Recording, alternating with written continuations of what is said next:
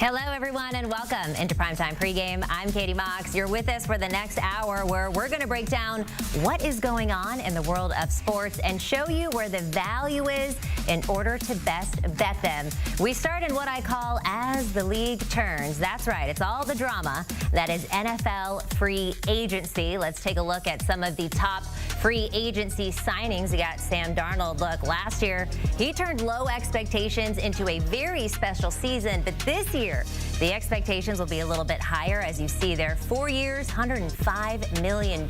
And just hours into free agencies, the Eagles lost Milton Williams and Josh Sweat, key pieces to their championship defense. Sweat will bring in $19 million a year with the Cardinals, while Williams will take, oh my gosh, $26 million a year. Good for you. For 4 years with the Patriots. Justin Fields, of course, gets a full guarantee of $30 million with the Jets after just 1 year in Pittsburgh.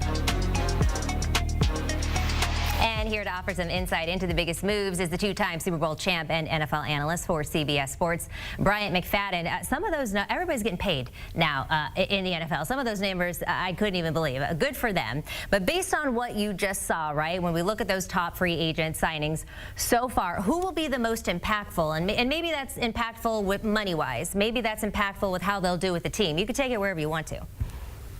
Well, for me, I look at the impact of seeing the Houston Texans trade Laremy Tunsil to the Washington Commanders. Clearly a surprising deal that happened yesterday, Katie. But the reason why that trade will have a significant impact for either side is because if you look at Houston, right, Laremy Tunsil is a perennial All-Pro. He was the best offensive lineman on a below-average offensive line unit, but then you give him away. When you look at C.J. Stroud, we kind of saw a digress in progression because of the inability of his offensive lineman to protect him. He was pressured on 37% of his dropbacks. He was sacked 54 times. That's third worst in the National Football League. So all you did for him in terms of getting him ready for this upcoming season was traded his best offensive lineman, who was his left tackle. So then you look at the impact for the Commanders. If you're Jaden Daniels, you're smiling from ear to ear. C.J. Stroud might be crying, but Jaden Daniels is smiling because now you have a bookend left tackle to protect your blind side, and not to mention what he does in run support as well. So that's a significant impact. I understand the Houston Texans, they received a nice haul in terms of picks from the Commanders, but does that equate to what Laremy Tunsil can give you right now? And like I said, he's still in the prime of his career, if you're asking me. So that trade clearly will have a significant impact for either side. And then today, they weren't done in moving offensive linemen. The Houston Texans, they traded Kenyon Green to Philly for C.J. Gardner-Johnson. So if you're C.J. Stroud, you're really confused now about the game plan moving forward in terms of protecting you so you can be at your best. Absolutely. You know, they talk about that sophomore slump, right? But you got to think that Jaden Daniels is sleeping a little bit more sound with all of this news coming to him. Speaking of quarterbacks, BMAC, a lot of them are already off the board, right? Geno Smith, Sam Darnold, Justin Fields, Daniel Jones even today. There's one prominent signal caller left. It's the four-time MVP, Aaron Rodgers. There are multiple teams reportedly in talks with Rodgers, including your Pittsburgh Steelers. Where do you see him ending up? Well, for me, it seems like Aaron Rodgers is basically trying to decide from all the reports we're hearing, Katie, it's the Pittsburgh Steelers or the New York Giants. I, for one, would love to see Aaron Rodgers continue to play because he's the last player left from my draft class in 2005. Wow. He's the last of the Mohicans, so let's go, A-Rod.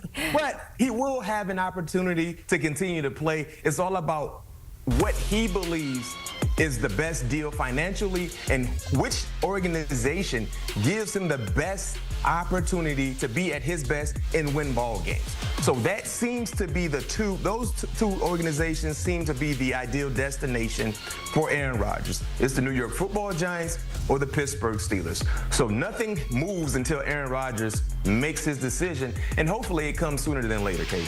I think that Aaron Rodgers needs to be with a team where he can't bully the coach, and I think that Tomlinson is kind of the only coach that he's not going to get away with any of that stuff. So I think it'd be the best place for him. I don't know about staying in New York, but that's just my 2 cents. BMAC, there are winners and losers in every deal. I personally am heartbroken and left scratching my head with what the 49ers have been doing, but that's neither here nor there. I want your opinion on the biggest winner of free agency.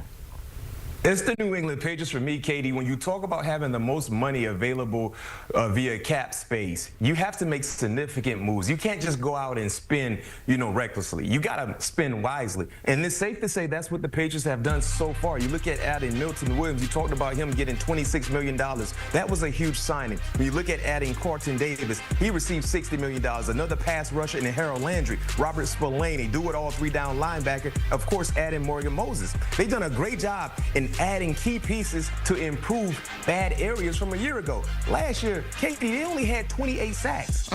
It's 17 games.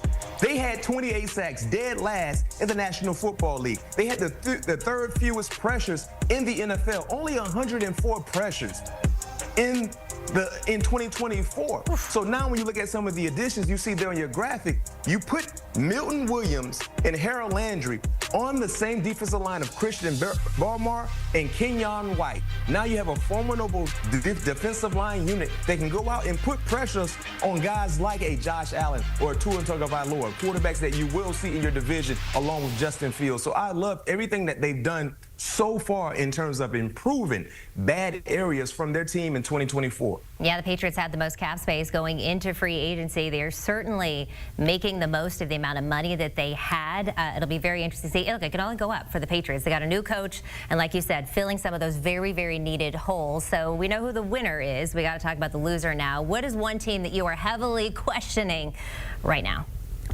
Well, let's go to the dog pound. And I don't know if they have any dogs in the pound right now because there's not a lot to be barking about with the Cleveland Browns. Of course, they gave Myles Garrett a great contract, or it's safe to say Myles Garrett held them hostage, right? So that's no surprise. You found a way to show up your best player on the team right now. Makes sense. But outside of that, the only move they made, Katie, was trading for Kenny Pickett.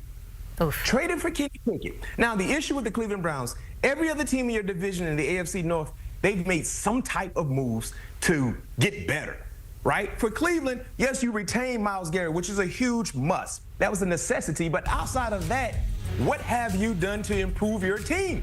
Well, if you're telling me Kenny Pickett is the much-needed improvement, well, good luck with that, because we know the injury concerns to Deshaun Watson. So basically, it's telling me Kenny Pickett will be your starting quarterback. Now, when you look at Kenny Pickett, 15-10 as a starter with the Pittsburgh Steelers, not bad, but as an individual, in those 25 starts, 14 touchdowns, 10 interceptions, he averaged 179 yards through the air while completing just roughly over 60% of his passes. So you're putting Kenny Pickett in a situation where he has to really play hero-like ball because you don't have a lot surrounding him.